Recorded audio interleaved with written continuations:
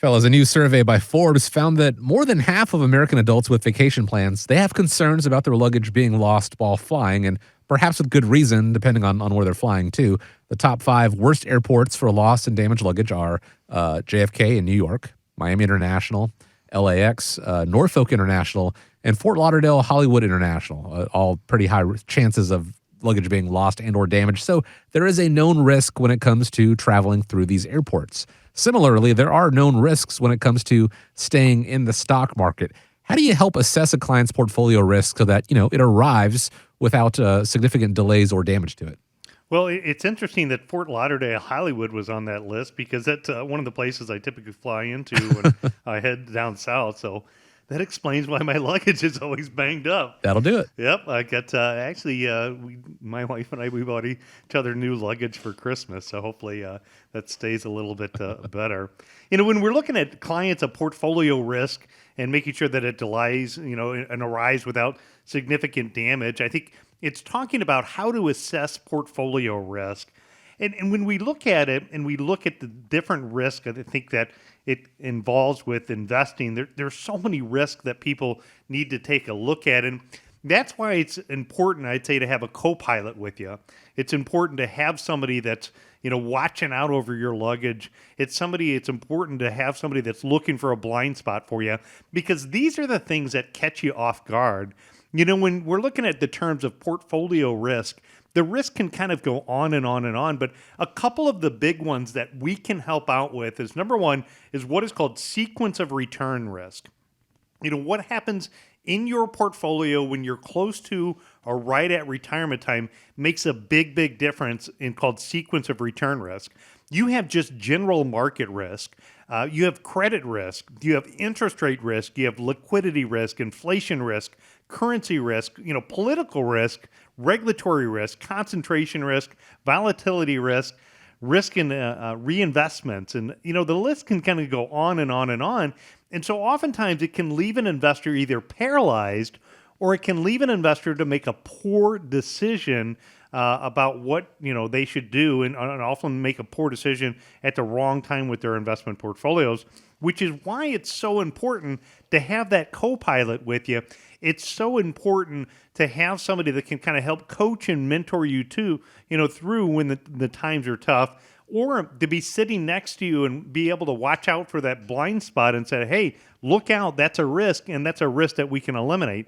And Chaz, I think one of the things that I love about what you do is, in our planning process and developing what is called our investment policy statements, we help identify and talk about these various risks, and then, provide some feedback on what that looks like. And so as we're going through the investment policy statement and you're talking about, how to help somebody assess their portfolio risk, what are the things that we do that, kind of coach them through? Yeah, absolutely. I would just add the Thailand airport is pretty bad too. We got some new luggage for my wife, and the first time we touched down, it was shredded.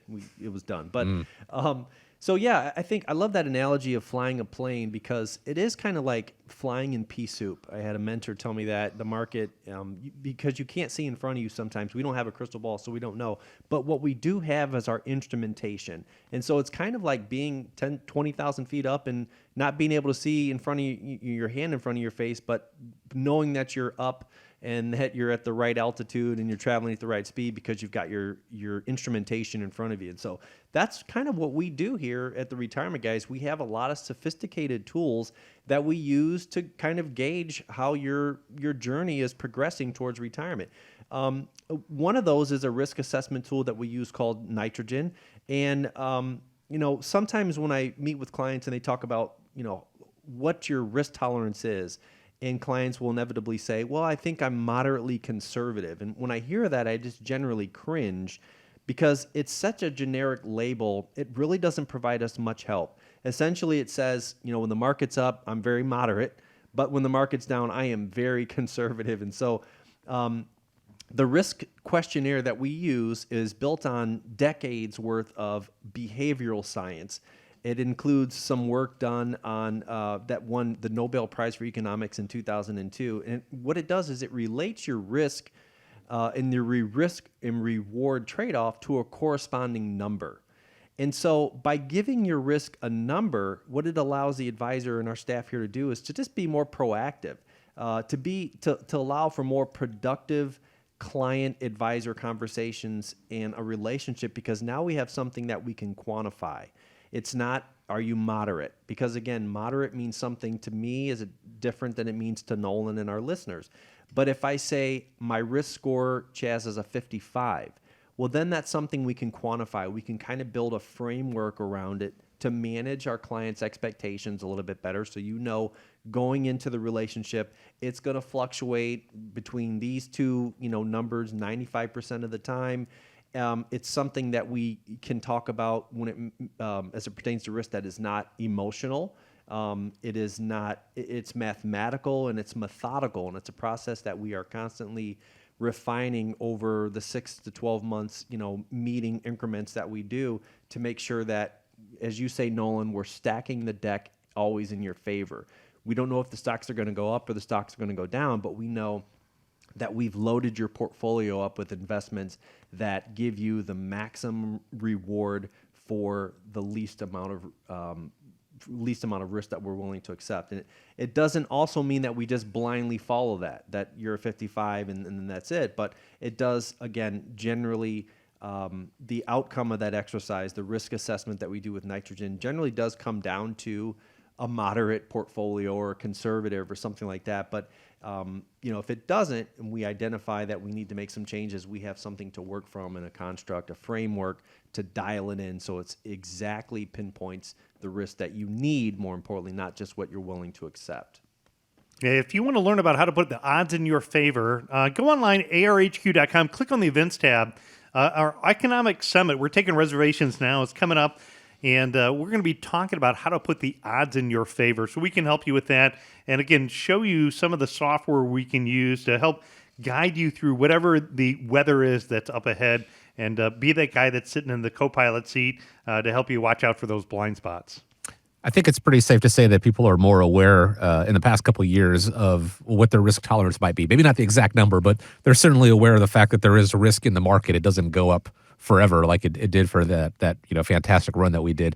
But actually finding that and fine-tuning it can go a long way to helping your retirement to be as sustainable and enjoyable as possible. It all starts with that phone call, 419-794-3030.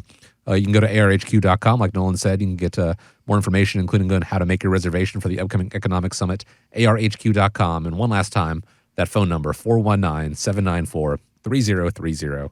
Want to thank you, as we always do. Really do appreciate you spending time with us here on the show, America's Retirement Headquarters. Please have a great week ahead of you. Be safe out there. Gentlemen, as always, appreciate the time. And as we wrap up, I want to leave you with the final word.